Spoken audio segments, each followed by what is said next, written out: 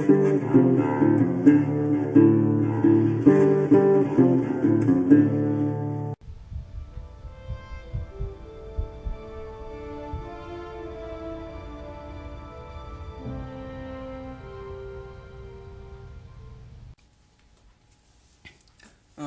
guys, welcome back to another Gunwall gun review. Today, we are looking at my Mossberg 395KB in 12 gauge with the select choke. This one is chambered in 2 3/4 and 3-inch shot shells. And of course, it'd still take 2.5 and 2 1/4, whatever you can put in it. In this one here, I believe was made in the 60s, if I remember right, when I looked up the VIN number on it, the serial number. You can see it does have a really nice wood stock on it with a good grain pattern on this particular gun. Now, these are a bolt action. Oh, my cat. These are a bolt action magazine fed shotgun, and they have a 2-round box mag in them, which are metal and are pretty well made. The release mechanism is not refined, but it's not horrible. I mean, I've seen worse than cheap, knockoff AKs. Metal work is pretty nice on these. Solid. It is solid. Now, something to remember about these are a rear locking bolt, meaning the actual bolt handle locks on the receiver here, and it doesn't lock with any kind of lugs in the front of the barrel, which isn't the best considering you're shooting a high recoil load like 12 gauge. Also, another thing to talk about the select choke system, which I'm going to show you here in a little while, is not rated for still shot. So, unless you're shooting copper-plated steel or bursmith, these are no longer useful for modern-day waterfowl hunting. Back in their heyday, they were exceptional bird hunting guns. They were commonly referred to as goose guns. There was versions of these guns that had longer barrels, and even the one in this one does have a long barrel on it. But they had longer ones, and they were known as commonly called goose guns, because goose hunters loved them because of the select choke. Now, some interesting, nice little features on this gun is it is supported with bolts through the stock, because it is high recoil. And then if you look here, it's got a brass pin through here. Now, this section of the stock is, of course, the weakest, and mine actually is cracked, and I just finished repairing the crack yesterday. So hopefully it doesn't get any worse. I don't suspect that it would. I don't use this gun too much. The trigger guard is metal. Actually, no, it's plastic. The trigger itself is metal. Now, this gun, they have, because it is a rear locking, they do have a sticky bolt. It does take a little bit of force to break that loose, and a little bit of force to pull it open. Now, this one here, when I got it, was in good condition. It doesn't look like it had been fired a whole lot, so it still needs to be worn in some more. But once it's locked in, it's sturdy. And if you look here on the rear of the bolt, here's where the safety is. So down covers the red, you're safe. Red exposed for fire. It's an easy safety, but when I pick up this gun, I often forget where the safety is, because I'm so used to bolt actions having a safety back here. This safety is most kin to something like you see on a Mauser where it's on the back, but a lot of bolt actions have the safety here on the side, and I always find myself reaching for the safety here or down here on the trigger guard. Now I'll talk about the select choke, and this is one of the reasons I got this gun, and one of the reasons I love it, is you don't have to buy different chokes for this gun. It has this turn nozzle on it. you can turn out. All the way out is cylinder bore, which is right here. You see it's got a little tag on there that's etched or engraved. It tells you the mold right there where the bead sight is. Now if you take this completely off, the end of the barrel is actually interesting on this, and you'll see how it actually works. Look at that. The barrel's got these little leaf slits and a kind of angled surface and narrow down here. So what happens, the inside of this choke has a wedged surface, so when you tighten it down, it presses on these and squeezes them and closes up the choke. Kind of neat. I don't know why these aren't more popular today. Yes, they look a little weird. They're kind of unwieldy, and you know, it kind of messes with the sight. But man, it's such a cool thing to be able to not have to buy different chokes to be able to change your choke on the fly. And this one has got basic cylinder bore, modified and full choke. And I got some video I'm going to show here in a little while where I did shoot this gun just recently between cylinder and full choke, and in the video you can see the difference. Now, something interesting about this gun, it does got a regular front bead sight like you would see on a lot of regular shotguns, but it does have a little rear, I would hate to call it a blade sight, more like a little notch sight of some kind, but it is, it's usable. I mean, it's not hard, it's not great, but it's usable, especially, it's not bad considering, you know, this was a duck and goose gun back in its heyday. I picked this one up at a pawn shop. I think I paid like $120 for it. You can come across these. This is the second one I had. I had one in 20 gauge first. You come across them pretty often inside of pawn shops, and they'll usually be right around $100.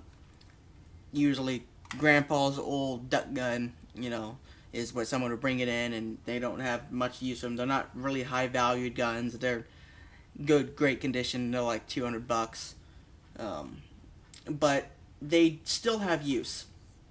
And I'll tell you why. This gun here, you could still use it for waterfowl hunting if you got the right ammunition and you had the money to spend on the ammunition, because that stuff is expensive. But where this gun still has a place in modern hunting, and this is what I'm exclusively going to use this gun for, is turkey hunting. And I plan on using this for my turkey gun because of that select choke. I could be in my blind and I can sit there and line up those long shots, or open it up for a short shot if I need to, on the fly, relatively silently. If you listen, that doesn't make a whole lot of noise. I'm sure I could oil that up or grease that up and make it even quieter. So that's what I'm going to use this gun as, is for a turkey gun. Now, quality, the barrel and receiver, great quality on that. The bolt, it's not fantastic, and it does have a easy bolt removal. You get your bolt back, and you just pull your trigger. The bolt slides right on out. And it's a pretty simple, basic. You can see I got a lot of oil on it right now. I live down here near the coast, and just sitting here on the wall, it will collect rust. So I keep my stuff nice and oiled, and then I'll dry it off just before I go out and actually use it. And it's got that weird coloring on it because I actually went through, and when I refinished this gun, I did blue the whole bolt also. But because of the friction in there, that cold bluing just kind of rubbed off. And to reassemble, you just line up the extractors, go in, hold the trigger, and it goes right back in like normal. Overall, these guns were pretty good quality as far as the metalwork. Now, where the quality lacked is on the woodwork on these. From the top, it looks okay. But if you look down here, near where the bolt comes down, you see it's kind of big and wallowed out, and it's not very smooth. Where you really see it is down here near the trigger. It looked like somebody just kind of used a hatchet to hack that out. Now these do come with a rubber butt pad on them, which, you know, it's over 40 years old, so it's not exactly soft anymore. But man, that is a beautiful grain on this. I would definitely be refinishing this stock one day, whenever it gets beat up enough, because it is a beautiful stock. And I think with a little care, you know, this gun could be beautiful. They are beautiful guns, but they're kind of on they're nichey. You have to have a niche for them.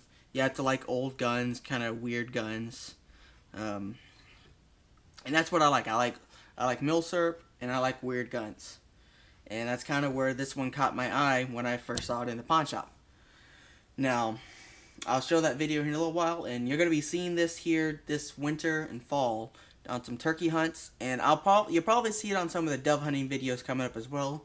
As long as you're not shooting over water, you can still use this for lead dove shot here in Texas.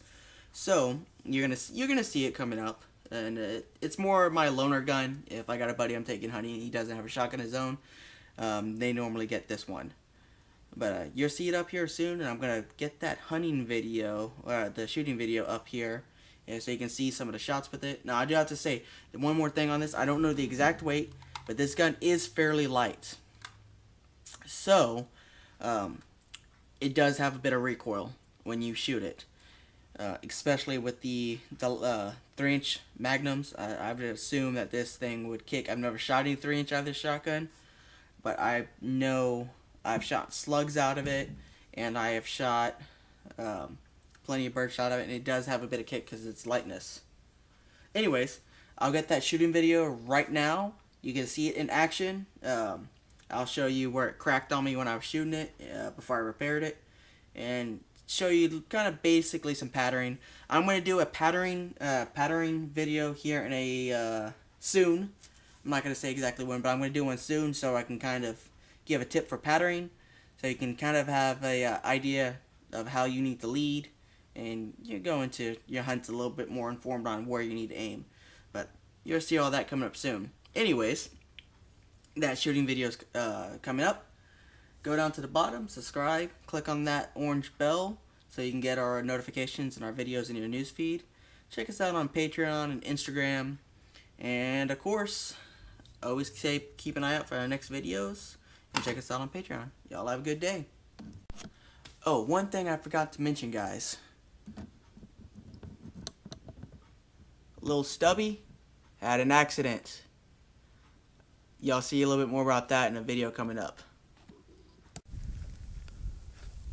Alright. The old bolt action Mossberg.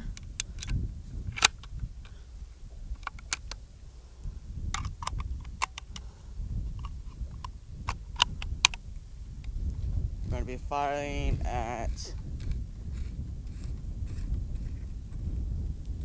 cylinder bore at the box.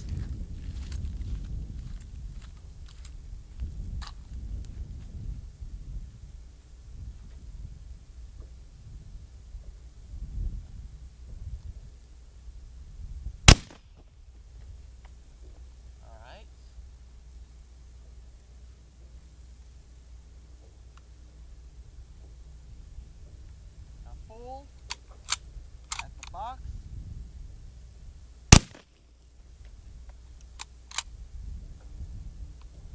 Failure eject.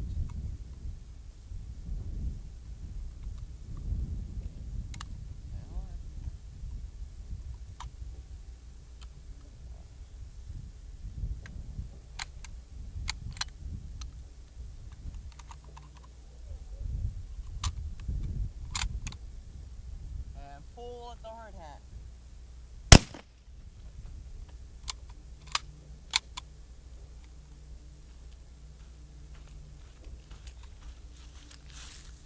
You see that cracked stock I was telling about in the last video?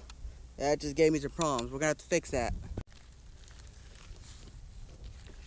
Now y'all can see the difference in pattern between when I had that cylinder bore choke turned down compared to when I had full choke, is where it hit right here. That's why I got this gun for turkey, because I can sit there and hit those long shots with it.